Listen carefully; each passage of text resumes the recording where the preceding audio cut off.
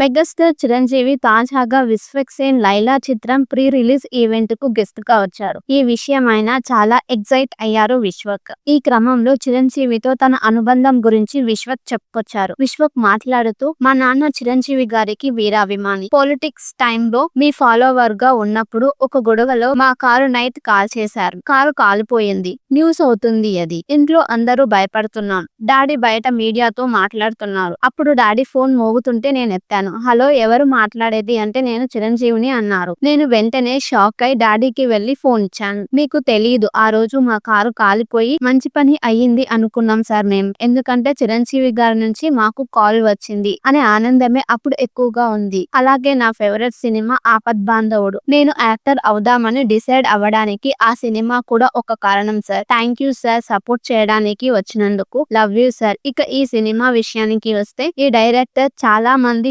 హీరోలకి ఈ స్టోరీ చెప్తే చెయ్యను అన్నారట. విశ్వక్ కి పోయి చెప్పమంటే విశ్వక్ కూడా చెయ్యడు. నేను పోయి టైం వేస్ట్ అన్నాడట. కానీ అతన్ని నా దగ్గరికి తీసుకువచ్చింది నా నిర్మాత సాహు అన్న. థ్యాంక్ యూ అన్న, ఈ కథ నా దగ్గరికి వచ్చినందుకు నాకు చాలా హ్యాపీగా ఉంది అన్నారు విశ్వక్ సేన్.